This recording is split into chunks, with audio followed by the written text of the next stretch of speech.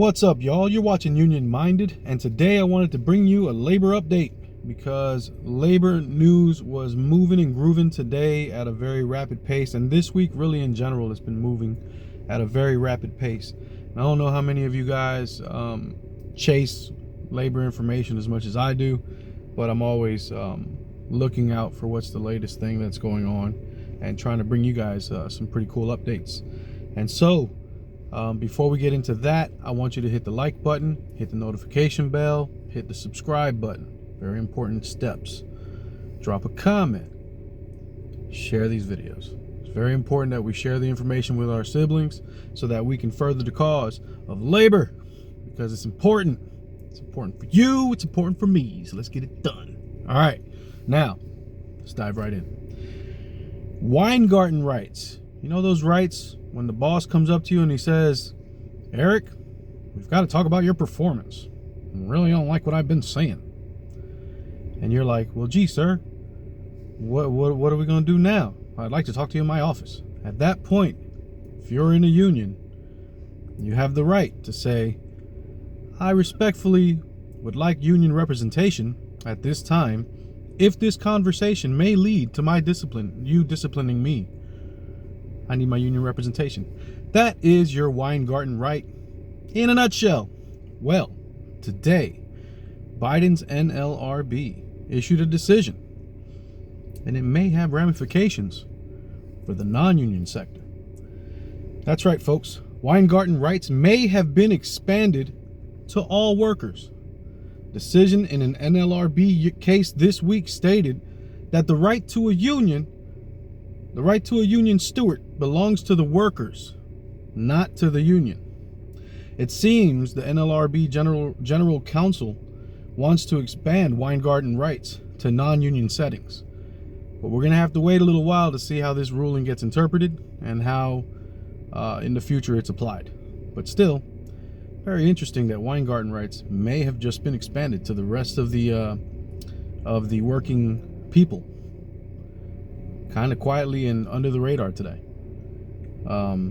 Interesting stuff. There's been an update on the railroad worker conflict against management.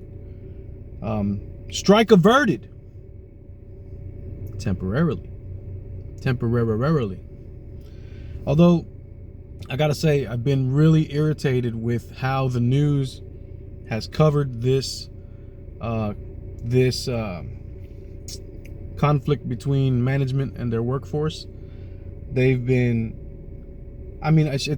you got to come to expect it when you know that news companies are businesses, and so they're going to report the news in a way that shines favorably on business, because that's kind of their way of, their mode of operandi, you know what I mean? It's their MO. But it was a lot of, if this strike happens, these workers are going to cost the economy $2 billion a day. They didn't say, if this strike happens, these companies are holding our economy hostage to the tune of $2 billion a day just to deny their workers a fucking day off. They didn't report it that way. No, see, this is the lens. Remember I told you on the other video, it's the union-minded lens. You look at the way they're reporting this stuff, and it's got a slant, and the slant is always, let me step on those mother effers down there on the bottom. Let me step on them. It's always attacking down. It's easy to punch down. It's so easy to be a bully. So much harder to punch up. So much more difficult to stand together and fight back against the powerful. So easy to punch down. But anywho, that just was something that frustrated me about the media coverage today. But I do want to continue with this update because it's important. So a tentative agreement was reached today. What does that mean? What's a TA? What is a tentative agreement? A tentative agreement is an agreement between negotiating parties. The people in the room, the people that are in the room when it happens, the room when it happens, the room when it happens, those people, they came to an agreement today. And you got to also remember that they came to an agreement today with the help of the president. Negotiators with the help of the president came to terms with the management of the railroad companies. Now, these negotiators were under immense pressure to make a deal. You got to imagine, you got all the media saying it's going to be the workers' fault if this thing doesn't happen. You got Republicans in Congress trying to force a bad deal down the throats of these workers, with Bernie Sanders coming in to save the day. More on that in a little bit. So you got pressure from Congress, you got pressure from the media, and then you got the president in the room saying, come on, Jack, we got to get this done. Come on, people, we got to be fair, we got to get this done. It's a lot of pressure. A lot of pressure to folks that probably aren't used to that kind of pressure. And you got to understand, pressure busts pipes. So they did what they could, and then they negotiated what they thought was the best deal, and they came out of there with a TA, avoiding the strike for now. And Biden, what were you thinking taking a victory lap? What were you thinking? The deal wasn't proposed to the membership, to the rank and file, the ones that are affected by it. You think some clowns in a room came up with an agreement and that it's just gonna happen? The members have to read the details. The rank and file have to approve the deal. To take a victory lap was ridiculous. You should have cautioned against celebrating too soon. You should have put a sales pitch on it to the members of the rank and file that might have been watching you speak. But to take a victory lap, and then, so now we don't know all the details of whatever the TA is, but there were some dribs and drabs that came out. One of the things that they were touting is now there's one paid day off. One. They were asking for 15 days of paid sick leave in case they got to have a family. They got one paid day off.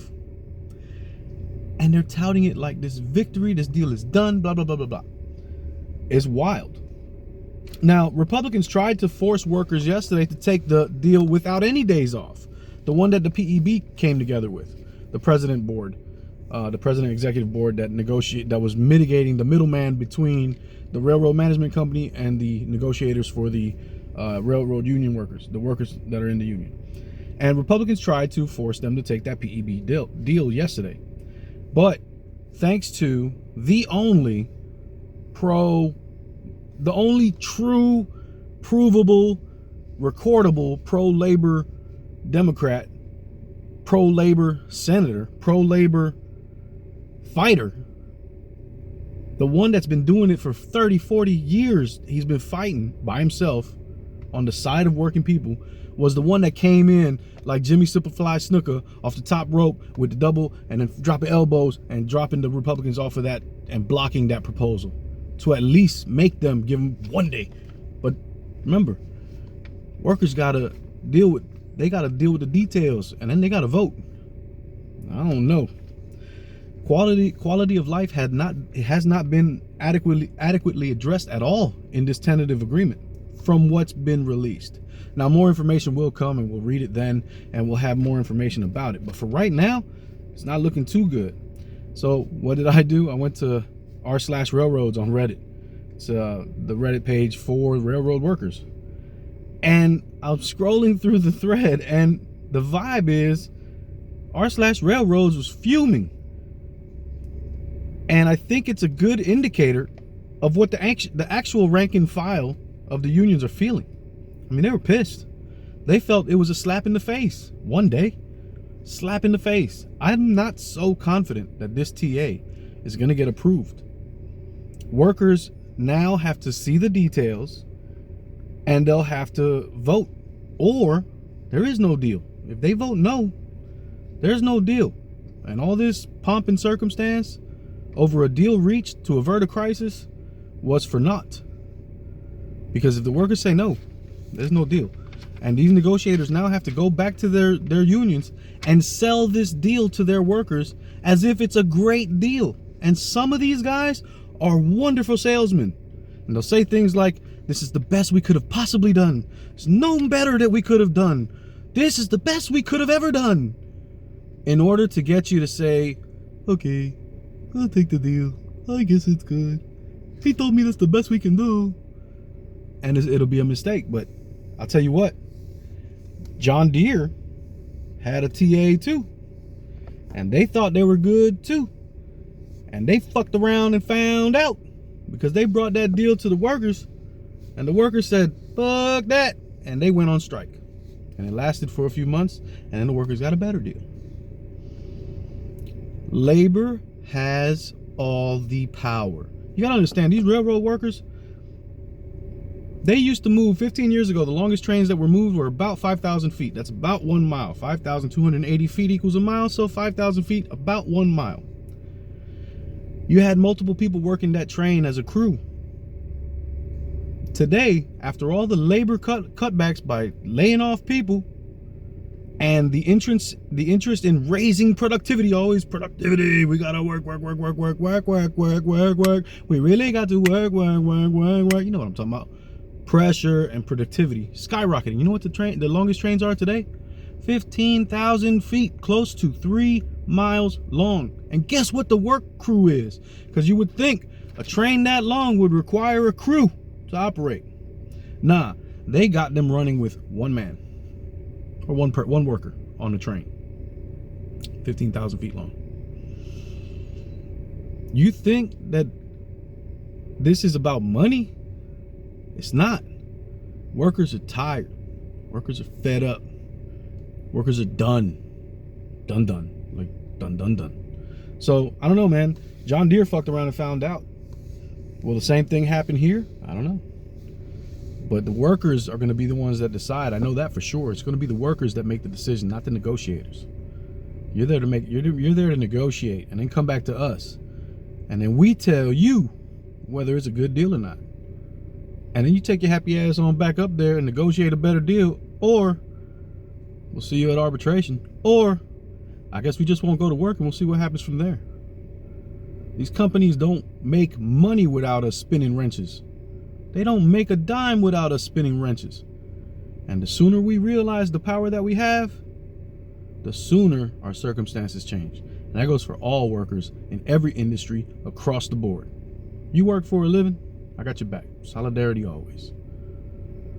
Remember, the fight's not left and right. It's up and down. It's going to take solidarity to win always. Each one teach one. Get out there and reach one. Peace.